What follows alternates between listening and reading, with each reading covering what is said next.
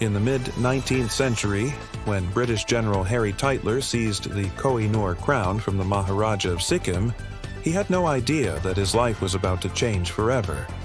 But it wasn't the seizure itself that caused the trouble. It was what happened next.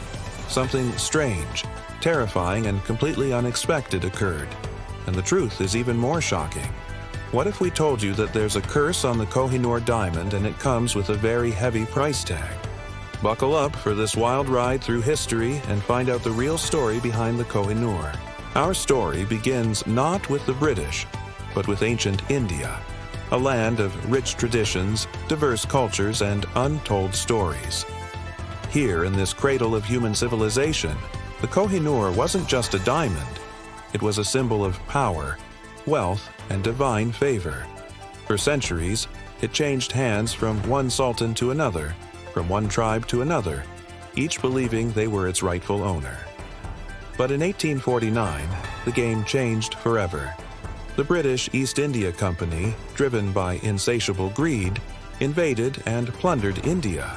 They sought out the rarest treasures, and the Koh-i-Noor became their ultimate prize. The company's representative, Lord Dalhousie, was determined to get it at any cost.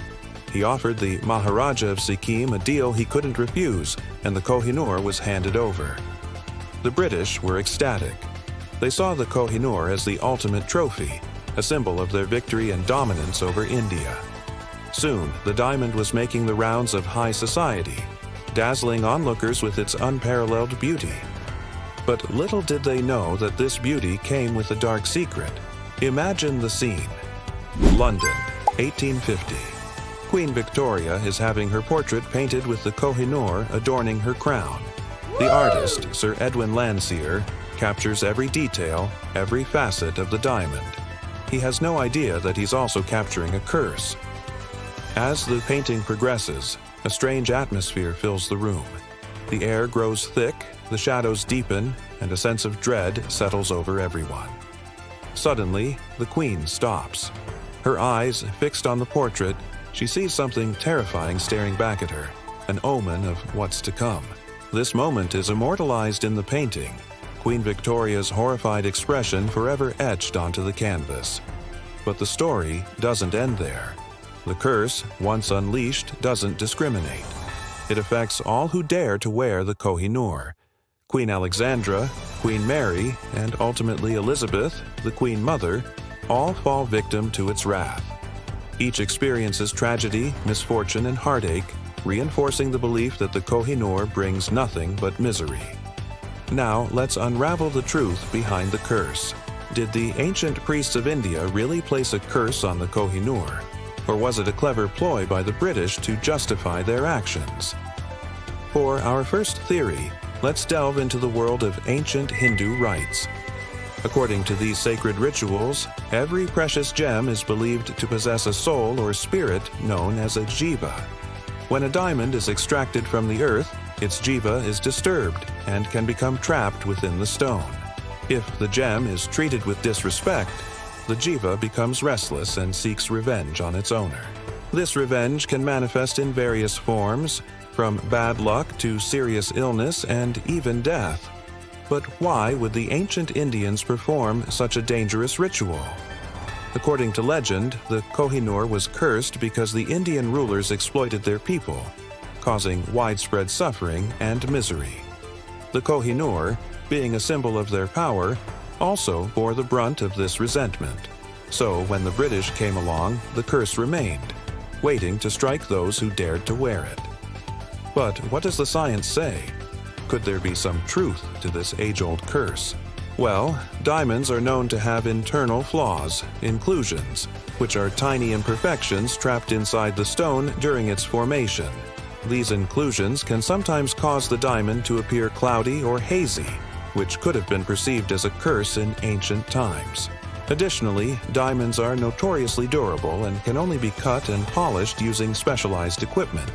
So if the ancient Indians didn't have the right tools, they may have seen the diamond's resistance to their efforts as a sign of its displeasure. Moving on to our second theory, let's explore the possibility that the curse was actually a fabrication by the British to legitimize their actions. After all, they had just invaded and looted India and were now trying to justify their theft. What better way to do so than by claiming the Koh-i-Noor was cursed? This would not only make them seem in the right, but also discourage anyone from trying to take the diamond away. Think about it.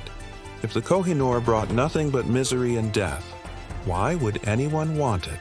This theory is supported by the fact that the stories of the curse began circulating only after the British took the diamond. Prior to that, there were no records of any curses or misfortunes associated with the gem. But who really knows the true story behind the curse of the Koh-i-Noor? Was it a genuine warning from ancient priests or a clever lie by the British to cover up their misdeeds? We may never know for sure. Now it's time for you to join the conversation. Which explanation do you find more convincing? Does the idea of a vengeful spirit trapped inside the diamond seem plausible, or is it just a superstitious tale? Or do you think the British were simply trying to cover up their own wrongdoing by inventing a curse? Share your thoughts in the comments below. Who knows, your comment might just be featured in our upcoming videos. And for those who watched till the end, here's a special treat. A sneak peek into the vault where the Koh-i-Noor is kept today. Located in the Tower of London, this vault is one of the most secure places in the world. But is it secure enough to keep the curse at bay? Only time will tell. Now let's look at some of your theories and see how they stack up. Some viewers believe the curse is real and stems from the Koh-i-Noor's exploitation of workers.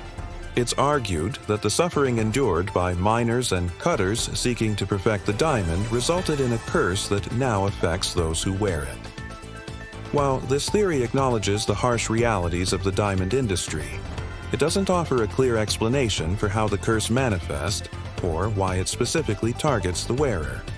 Others argue the curse is a result of religious intolerance.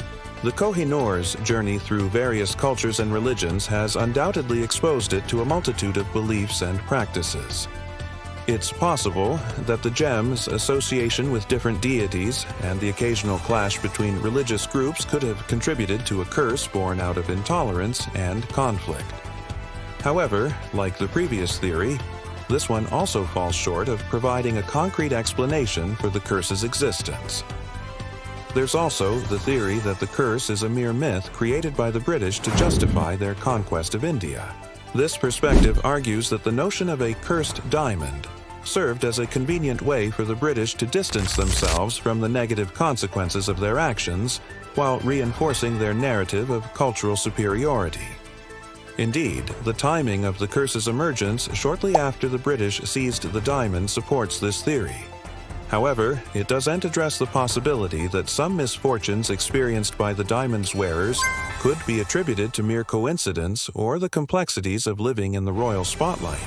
Perhaps the truth lies somewhere in between these theories.